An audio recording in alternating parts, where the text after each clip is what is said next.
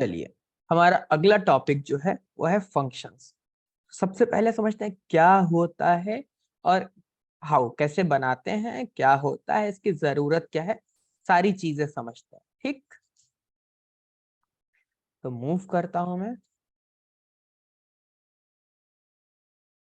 start.py। तो है क्या कि अभी हम जो भी चीजें कर रहे हैं, लाइक हमने ऐड सब्ट्रैक्ट किया तो हमने सबका सब कुछ एक ही जगह लिखना शुरू किया, सब कुछ एक ही जगह लिखते चले गए। ऐसे नहीं, ऐसे लिखा, ऐसे लिखते चले जा रहे हैं। वो ये ऐड वाला काम हो तो ये करना, सब्ट्रैक्ट वाला हो तो ये करना, डिवाइड करने को कहे तो ये करना, मल्टीप्लाई करने को कहे तो ये करना, ऐसे लिखते चले जा रहे हैं एक कहानी। तो सोचिए कि आप एक किताब उठाएं और उसमें पहले लाइन से लेके आखिरी लाइन तक लिखता ही चला गया, ना टाइटल है, ना सब टाइटल है, ना कुछ है, ना इंडेक्स है, भटक जाएंगे, अच्छी नहीं लगेगी, है ना। प्लस परेशानी ये नहीं है कि इन लाइंस में चेंजेस करना है।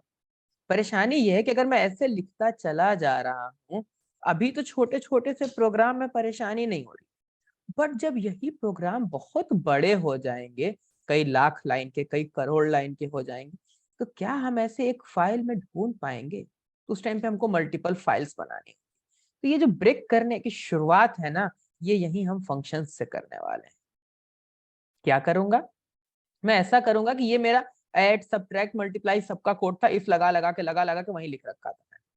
मैं कुछ ऐसा करूंगा कि मैं कहूंगा कि भैया ऐड वाला जो कोड है, एक ऐड का ब्लॉक बना दूंगा। जैसे हम वेरिएबल के लिए बॉक्स बना रहे थे ना, वैसे ही एक बॉक्स बनाऊंगा ऐड का, एक बनाऊंगा सब्ट्रैक्ट का। ठीक, एक बॉक्स में बना दूं मल्टीप्लाई का। देखिएगा अभी खूबसूरत लग रहा है कि डिजाइन नहीं, पैटर्न। डिवाइड का एक बॉक्स बना दूं मैं, ऐसे। ठीक, ये दूसरा तरीका है मेरा, ये सेकंड वे है। फर्स्ट वे मैंने क्या किया कि मैंने कहा ऐड वाला काम यहाँ कर दो, सब्ट्रैक्ट वाला मैंने कहा यहाँ कर दो, डिवाइड वाला मैंने कहा यहाँ कर दो, मल्टीप्लाई वाला मैंने कहा यहाँ कर दो। कोई 4 लाइन में हुआ तो कोई 5 लाइन। ये पहला तरीका था। अगर इस पहले वाले केस में मैं कहूँ आपसे कि जा करके सब्ट्रैक्ट वाले में चेंज कर दो, तो सोचिए ना कि आपको यहाँ से ऐड वाले से होते हुए पहले तो समझना पड़ेगा ना कि ये ऐड है कि सब्ट्रैक्ट है, ये ऐड है कि सब्ट्रैक्ट है, ये ऐड है कि सब्ट्रैक्ट है। ऐसे ऐसे आप पढ़ते जा रहे लाइन बाय लाइन, पढ़ रहे हैं ना। डायरेक्ट तो आपको पता नहीं ना कि मैं जा करके यहाँ पे चेंज कर दूंगा, नहीं पता है। ठीक, तो आप आएंगे देखेंगे, अच्छा ये तो ऐड की कंडीशन है, ये तो इसकी है उसकी है, पहुंचते पहुंचते आपने देखा अच्छा ये सब्ट्रैक्ट कंडीशन है। यानी कि यहाँ से लेकर के, और आपको देखना पड़ रहा है, इंडेंटेशन है बट आपको देखना पड़ रहा है कि कहाँ तक सब्ट्रैक्ट वाला है। ठीक, अब आप इस सब्ट्रैक्ट में चेंज करेंगे, बट जिस वक्त आप इसमें चेंज करेंगे, आपकी कोई गलती, आपका इंडेंटेशन बिगड़ा या कुछ भी हुआ, पूरा का पूरा प्रोग्राम का फ्लो बिगड़ जाएगा, है ना। तब आपको बड़ा ध्यान रख करके चेंज करना है, समझ रहे हैं?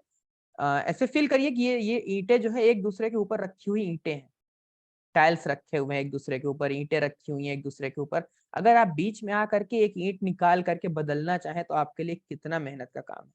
यस, क्यों? क्योंकि ऊपर वाली सारी ईंटों का भार इसके ऊपर है। ठीक, कस के मार देंगे उसके ऊपर तो नीचे वाली ईंटें टूट जाएंगी। तो वही वाली कुछ सिचुएशन जब आप प्रोग्रामिंग करेंगे तो आपको लगेगी कि अगर यहाँ पर कोड चेंज करना है, ऊपर भी इतना कोड लिखा है, नीचे भी इतना कोड लिखा हुआ है, तो अब मैं यहाँ चेंज करने जा रहा हूँ तो ऊपर और नीचे वाले सबकी जिम्मेदारी है। एक तो रीड करना मुश्किल होता है, एक तो रीड करना मुश्किल है क्योंकि सब मिक्स हो गया है। दूसरा मेंटेन करना मुश्किल है, मेंटेन करना मुश्किल है। ऐसे ऐसे हजारों रीजन। ठीक, मैं दो लेके चल रहा हूँ भैया, रीड करने में मेहनत लग रही मुझे और मेंटेन करने में मेहनत लग रही। और अगर मैं इस सेकंड पैटर्न पे आ जाता हूँ, यहाँ मैंने ऐड का काम किया, यहाँ सब्ट्रैक्ट का काम किया, यहाँ मल्टीप्लाई का किया, यहाँ डिवाइड। ठीक, अब मैंने आपसे कहा कि जाके सब्ट्रैक्ट में कुछ चेंज कर दो, तो आपको कुछ नहीं सोचना है। क्यों? ऐड अलग है, मल्टीप्लाई अलग है, डिवाइड अलग है, सबके डब्बे अलग। तो कुछ ऐसा सोचिए कि 4 ईंटें यहाँ रखी रेड कलर की, ग्रीन वाली यहाँ है, ब्लैक वाली यहाँ है, व्हाइट वाली यहाँ है। मैंने कहा ब्लैक वाली में चेंज कर दो, तो यार ग्रीन अपनी जगह, रेड अपनी जगह, व्हाइट अपनी जगह, आप गए आपने ब्लैक वाली या जो भी कलर बोला उसमें आपने जाके चेंज कर। ठीक, तब आप जाएंगे, अब आपके ऊपर सिर्फ इतने सब्ट्रैक्ट वाले पार्ट की जिम्मेदारी है। भैया ये ना ब्रेक हो। चेंज करने के बाद इसको टेस्ट किया, यहाँ सबको टेस्ट करना पड़ा, यहाँ इसको टेस्ट किया और आगे निकल गए। ठीक, तो छोटे छोटे टुकड़े में डिवाइड कर देने का ये फायदा होता है। मॉड्यूल्स में डिवाइड करने का ये फायदा होता है। एक तो रीडेबिलिटी आसान है। अगर मैं यहाँ पे पहले वाले पैटर्न में कहूँ बताओ ऐड कहाँ है, मेहनत लग रही है ढूंढने में। लाइन बाय लाइन पढ़ेंगे, जहां ऐड लिखा होगा कहेंगे अच्छा ये रहा है। ठीक, यहाँ क्या है, आपसे का ऐड कहाँ है, आपको दिख रहा है। ऐड का बॉक्स अलग है, सब्ट्रैक्ट का बॉक्स अलग है, मल्टीप्लाई का बॉक्स अलग है, डिवाइड का बॉक्स अलग है। फंक्शनैलिटी वाइज सबको डिवाइड कर दिया, फंक्शनैलिटी के बेसिस पे डिवाइड किया है। इसकी क्या फंक्शनैलिटी है? फंक्शनैलिटी मतलब ये क्या करेगा, इसकी क्या फंक्शनैलिटी है, इसकी क्या है, इसकी क्या फंक्शनैलिटी है? इसकी फंक्शनैलिटी है कि इसको जब भी हम 2 नंबर देंगे ये जोड़ देगा, ये घटा देगा, ये मल्टीप्लाई करेगा, ये डिवाइड करेगा। ठीक, तो फंक्शन क्या होता है कि हम थोड़े से कोड को उठाते हैं, उसका एक ब्लॉक बनाते हैं और उसमें लिख देते हैं। ठीक, फंक्शन बनाते वक्त ध्यान रखते हैं कि एक फंक्शन को एक ही काम करने के लिए बनाइए, मल्टीपल काम के लिए मल्टीपल फंक्शंस बनाइए। ठीक, ऐसा नहीं है कि एक में नहीं होगा, बिल्कुल सब हो सकता है, हो सब सकता है, नहीं कुछ भी नहीं है। ठीक, लेकिन बेहतर क्या है और एक बेटर प्रैक्टिस क्या है, तो हम क्या करेंगे कि ऐड नाम के फंक्शन, तो जैसी नाम हमेशा मीनिंगफुल होना चाहिए, तो जैसी ऐड नाम का एक फंक्शन होगा हम समझ जाएंगे कि एडिशन करने वाला है। ठीक, एक तो उसके नाम से पता चल रहा है, तो ये उसकी फंक्शनैलिटी है कि उसको हम कुछ इनपुट देंगे, वो कुछ प्रोसेसिंग करेगा, और पूरी दुनिया प्रोग्रामिंग की और कंप्यूटर की इसी पे चलती है। इस फंक्शन को आप इनपुट देंगे, यहाँ पे इन इनपुट्स को कहते हैं आर्गुमेंट्स, एज अ आर्गुमेंट पास करते हैं। ठीक, देते हैं आर्गुमेंट, कैसे देते अभी देखेंगे ही। ये अपना काम करेगा, एडिशन करेगा, ये सब्ट्रैक्शन करेगा, और रिजल्ट दे देगा आपको, या आउटपुट दे देगा आपको एज अ रिटर्न वैल्यू। ये रिटर्न कर देगा आपको, वापस करेगा। अगर किसी को कुछ दिया है तो वो वापस करेगा, और उसकी कुछ ना कुछ फंक्शनैलिटी होगी कि भैया इस फंक्शन का ये काम है। चलिए चलते हैं और बना के देखते हैं कि सबसे पहले फंक्शन बनता कैसे है। तो अलग अलग लैंग्वेजेस में अलग अलग तरीके से फंक्शन लिखे जाते हैं। फॉर एग्जाम्पल, अगर मैं सी प्रोग्रामिंग में फंक्शन लिख रहा हूँ तो मैं लिखूंगा इंट, फंक्शन का कुछ नाम दूंगा, ब्रैकेट लगाऊंगा और बॉडी बना दूंगा। ठीक, ऐसे जिस भी लैंग्वेज में काम कर रहा हूँ, कोई लैंग्वेज कहती है कि फंक्शन का नाम लिख दो, फंक्शन का फंक्शन लिख दो, फंक्शन का नाम लिख दो, उसकी बॉडी बना दो। ठीक, तो सब लैंग्वेजेस अलग अलग तरीके से बनवाती हैं, तो यहाँ कंफ्यूज नहीं होना है, जैसे बनवाती है वैसे बना लेंगे। सिर्फ क्या देखना होगा, फंक्शन कैसे डिक्लेयर करते हैं बस, सॉरी कैसे डिफाइन करते हैं, कैसे डिक्लेयर करते हैं बस, इसके आगे कुछ नहीं देखना, बाकी तो काम सेम रहेगा। ठीक, पाइथन क्या कहता है, पाइथन कहता है कि डेफ लिखो, डिफाइन कर दो, फंक्शन का नाम दे दो, सम फंक्शन नेम, ब्रैकेट लगा दो। ये ब्रैकेट लगाते हैं क्योंकि इसी ब्रैकेट के जरिए फंक्शन में वैल्यूज भेजी जाती। ये ब्रैकेट क्यों लगाते हैं, इसी ब्रैकेट के जरिए फंक्शन में वैल्यू भेजी जाती है, ये फंक्शन की आइडेंटिटी है।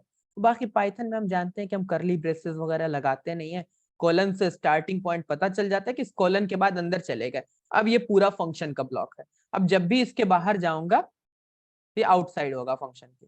ठीक, ये फंक्शन का अपना ब्लॉक है। ठीक, यहां मैंने लिख दिया प्रिंट इन द फंक्शन। अच्छा, अगर ये ब्रैकेट खाली है, ये ब्रैकेट खाली है, इसको विदाउट आर्ग, फंक्शन के अंदर जो भी पास करते हैं यहाँ पे जो लिखते हैं इनको आर्गुमेंट्स कहते हैं। ठीक, तो अगर कोई आर्गुमेंट नहीं है तो ये है विदाउट आर्गुमेंट। ठीक, जरूरी नहीं है कि कुछ भेज ही रहे हो फंक्शन में, जरूरी नहीं है कि कुछ भेज ही रहे हो, और ये भी जरूरी नहीं है कि फंक्शन कुछ वापस भेजे भी आपको। ठीक, हमने कहा प्रिंट इन द फंक्शन, हम यहाँ फंक्शन पढ़ने जा रहे हैं।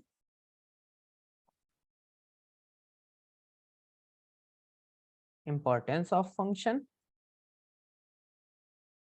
हमने दो चीजें देखी आज, improve readability and easy to maintain. ठीक, अब हमने आगे देखा कि भैया विदाउट आर्गुमेंट भी हो सकता है, और अभी देखेंगे कि विथ आर्गुमेंट भी हो सकता है। नो रिटर्न फंक्शन भी हो सकता है, और फंक्शन कैन रिटर्न वैल्यू।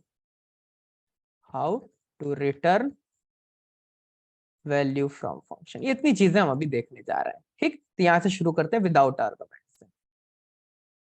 ठीक, हमने लिखा इन द फंक्शन, लेकिन बात कुछ ऐसी है कि अगर मैं यहां लिखूं प्रोग्राम इज रनिंग, ठीक, और मैं ये ऐसे एग्जीक्यूट करने वाला है इसको, जैसा अभी तक हम लोग करते आ रहे थे।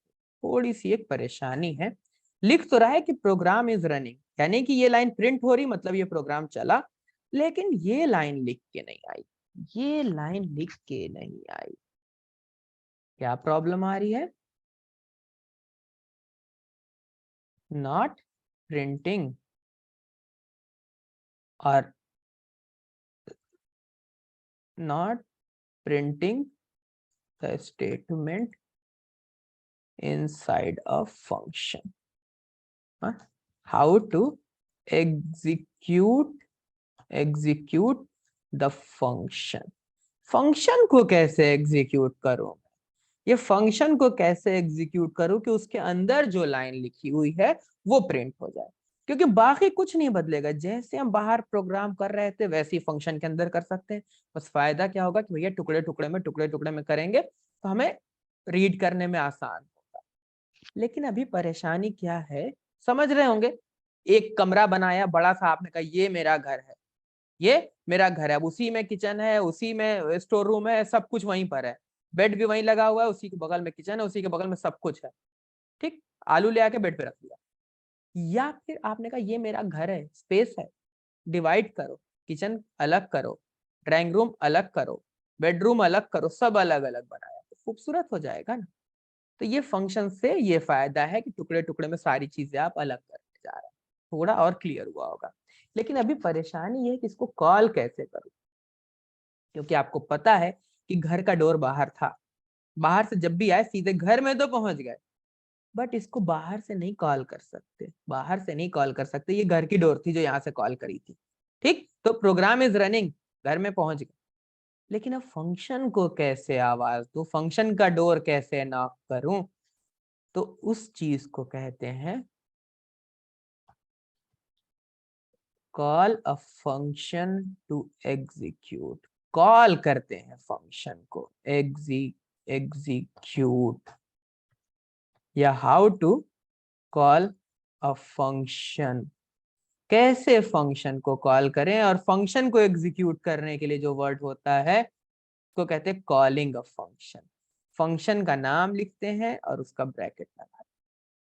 अलग अलग लैंग्वेजेस में कुछ कुछ चेंजेस हैं पर फर्क नहीं पड़ता उससे, यहाँ पहले देखते हैं कि चला कि नहीं चला। तो यानी कि जहां पर भी आप ये लिखेंगे उस जगह पर ये फंक्शन एग्जीक्यूट होगा, ये फंक्शन एग्जीक्यूट होगा, जो कुछ इसके ब्लॉक के अंदर है सब हो जाएगा। जैसे मैं अगर और भी लाइनें लिख दूं, ऐसे लिख दूं, और यहां पर आकर के लिख दूं मैं आफ्टर फंक्शन,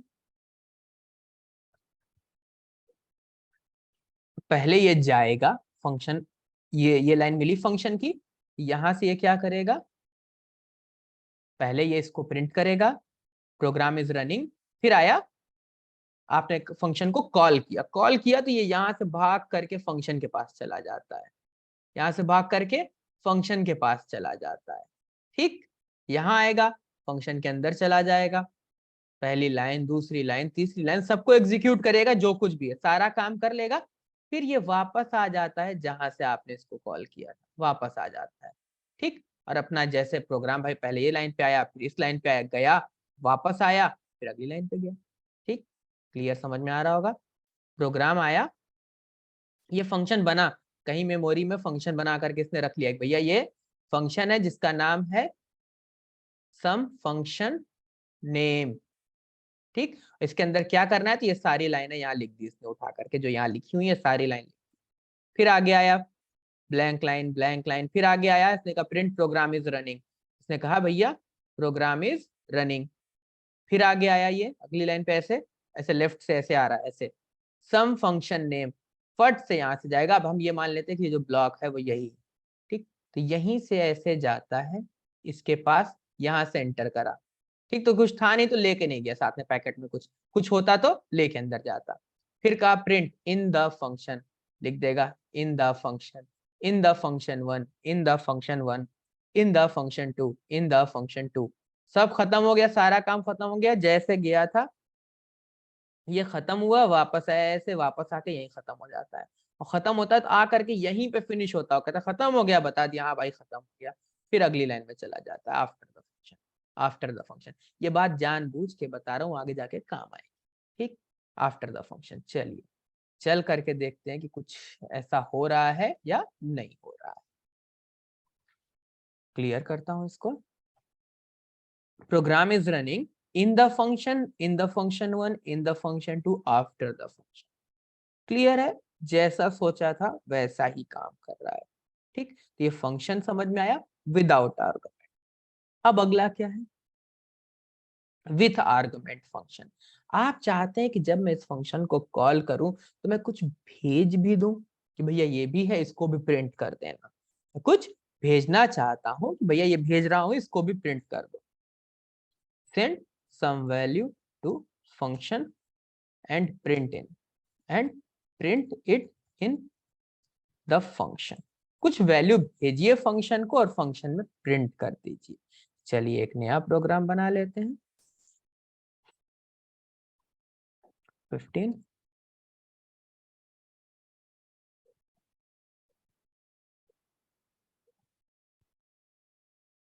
एक फंक्शन बना लेता हूं। अब तो मैं सीख गया डेफ माय फंक्शन, और यहां आ गया और मैंने यहाँ पे एक लाइन लिख दी, प्रिंट इनसाइड द फंक्शन। और अब मैं जानता हूं कि कॉल करना जरूरी है, मैंने कहा माई फंक्शन को कॉल कर दिया। पहले तो मैं इसको एग्जीक्यूट करके देखना चाहता हूं कि चल रहा है कि नहीं चल रहा है। इनसाइड द फंक्शन, सही है, चल रहा है। अब बारी आई कि वैल्यू कैसे भेजें। तो जब आप इसको कॉल करते हैं तो यहीं पे जो भेजना है भेज दीजिए, जो भेजना है भेज दीजिए। आपको एक नंबर भेजना है, आपने कहा मुझे एक नंबर भेजना है, यहाँ पे लिख दीजिए भैया नंबर आ रहा है। ठीक, तो जैसे वेरिएबल असाइन करते थे ना, एकदम सेम वाली फीलिंग आनी चाहिए। num इज इक्वल टू 14 लिखते थे, तो ये कॉलिंग क्या करता है, ये सीधा यहाँ जाता है, इसको जैसा यहाँ लिखे वैसा ही इसके ऊपर ऐसा लिख जाता होगा माई फंक्शन, और यहाँ पे 14। तो ये माई फंक्शन ये 14 इस नम में गया, यानी कि कुछ ऐसी फीलिंग लीजिए कि ये नम इज इक्वल टू 14 लिखा हुआ है। जो आप यहाँ 14 लिख रहे हैं वो सीधा इस नम में जाएगा। ऐसी कॉमा लगा लगा करके ढेर सारे वेरिएबल लिख सकता हूँ। ठीक,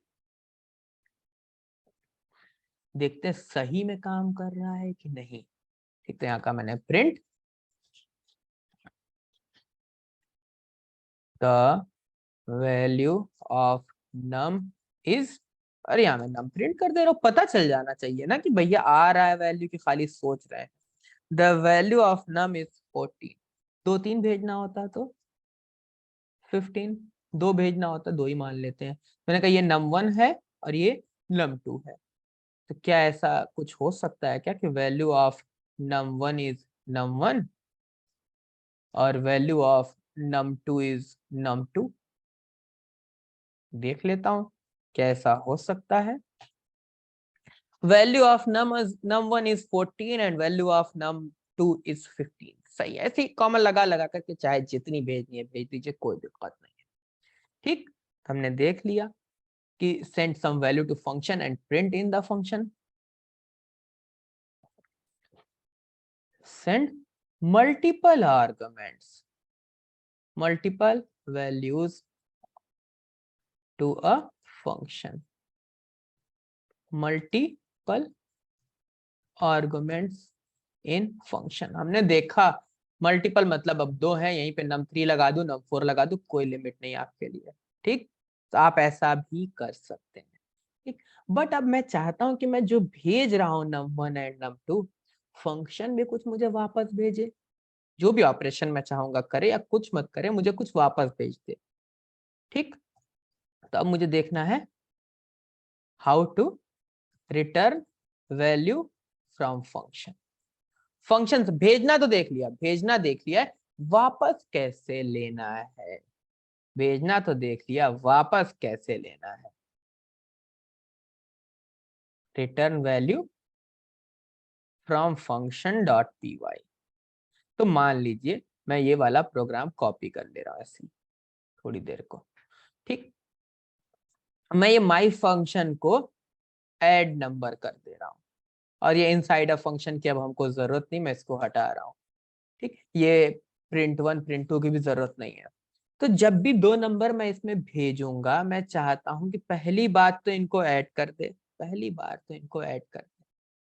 ठीक, ऐड कर दे, और ऐड करने के बाद वैल्यू वहीं प्रिंट कर दे, वैल्यू वहीं प्रिंट कर दे।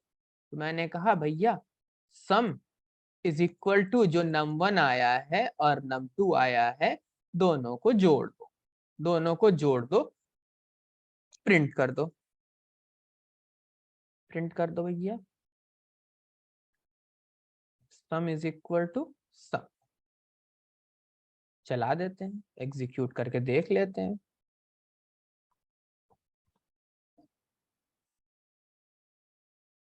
सम इज इक्वल टू 29 अगर आपने दो नंबर दिया है तो सही है। अब मैं चाहता हूं कि वहां ना प्रिंट करके मैं वापस लेके आऊं, वहां ना प्रिंट करके मैं वापस लेके आऊं। Add two numbers and print in a function.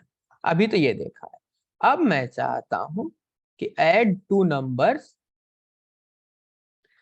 And return the value, return the value from function. मैं चाहता हूं भैया दो नंबर जोड़ो पर वैल्यू मुझे रिटर्न कर दो। ठीक, तो मैं ये बंद कर देता हूं, ये वाला था प्रोग्राम। ठीक, कि मैं चाहता हूं कि दो नंबर जोड़ो और वैल्यू मुझे वापस कर दो, वैल्यू मुझे वापस कर दो। तो क्या करना है, ये जो सम है आपको रिटर्न करना है, तो आप लिखिए कि भैया रिटर्न कर दो मुझे ये सम। पहले मैं ये प्रोग्राम ना चलाता हूँ, ऐसे ही चल गया, कुछ रिजल्ट नहीं आया, कुछ रिजल्ट नहीं आया। तो ये जो फंक्शन जब आप लिखते हैं, तो मैंने आपसे कहा था अभी थोड़ा देर पहले एक बात, कि ये लेकर के सब कुछ ऐसे जाता है। ठीक, ऐसे गया, प्रोग्राम का फ्लो चल रहा था, और जो कुछ मिला, अगर कुछ यहाँ से वापस आया तो सब लेके यहाँ वापस आ जाता है। तो ये जो लाइन लिखी हुई है, इसके बदले में यहाँ मुझे क्या मिल रहा होगा, जो ये रिटर्न होता है यही मिलता है। तो इसके बदले मुझे यहाँ क्या मिल रहा है, सम मिल रहा है। लेकिन मैं देखूंगा कैसे इसको, भाई कुछ कर ही नहीं रहा हूं यहाँ पे, तो इसके बदले में सम आ तो रहा है। जो रिटर्न होता है इसके बदले में यहाँ आकर के ऐसा फील कीजिए कि यहाँ पे आके सम लिख गया, विथ वैल्यू लिख गया, बट देखूं कैसे। तो दो तरीके हमारे पास देखें कि पहला तरीका कि मैं इस पूरे के पूरे फंक्शन वाले स्टेटमेंट को ही प्रिंट कर दूं। मजेदार चीज है, क्या हम सीधे सीधे इस फंक्शन को ही प्रिंट कर सकते हैं, देखते हैं। यस, 29 प्रिंट हो रहा, वैल्यू चेंज कर देता हूँ, हो सकता है किसी और की मैथ मेरी तरह हो। 2 और 4 पास कर देता हूँ, 6 प्रिंट हो रहा है, यानी कि काम कर रहा है। यानी कि हम डायरेक्ट फंक्शन को प्रिंट स्टेटमेंट के अंदर पास कर सकते हैं। Can we pass a function call to print statement. और ये ऐसा नहीं कि पाइथन स्पेसिफिक है, किसी भी लैंग्वेज में कर सकते हैं ये काम। यस, दूसरा काम कि हमको पता है कि अगर ये सम रिटर्न हो रहा है यहाँ पे, तो मैं इसको यहाँ, जब वैल्यू ऐसे वापस आ रही है, यहाँ पे सम लिखा हुआ है, मैं इसको यहाँ पे किसी और वेरिएबल में रख लूं, एडिशन रिजल्ट लिख लेता हूं।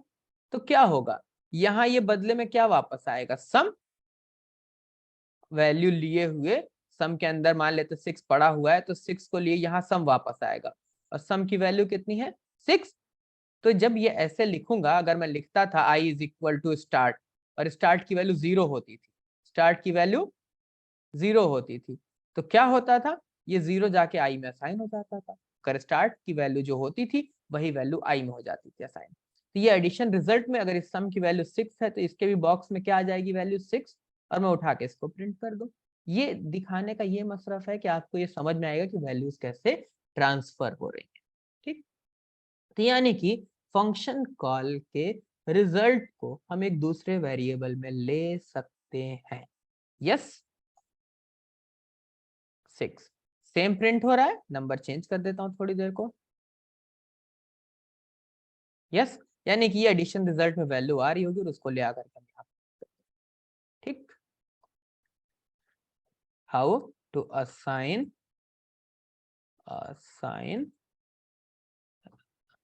Return value of function to a variable. हमने ये भी देखा कि वेरिएबल से अगर कोई वैल्यू रिटर्न, सॉरी फंक्शन से अगर कोई वैल्यू रिटर्न होकर के आ रही है, उसको किस तरीके से हम एक वेरिएबल में असाइन करेंगे, किस तरीके से एक वेरिएबल में इस वैल्यू को असाइन करेंगे, ये भी चीज हमने देखा है।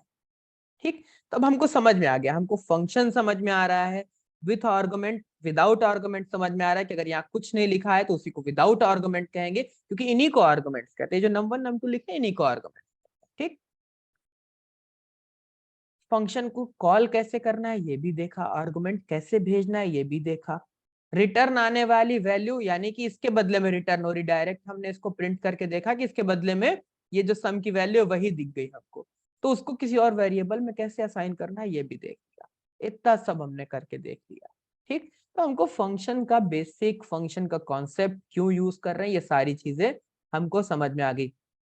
कैसे कॉल करना है, how to call a function, सब कुछ with argument, no return statement, बिना रिटर्न वाला भी देखा, रिटर्न वाला भी देखा, कैसे रिटर्न करना है, नॉट प्रिंटिंग द, ये सारी प्रॉब्लम्स थी जो हम बीच बीच में फेस करते हुए आ रहे हैं। ठीक, तो ये सारी चीजें हमने देख ली। हम चलते हैं अपने अगले टारगेट की तरफ।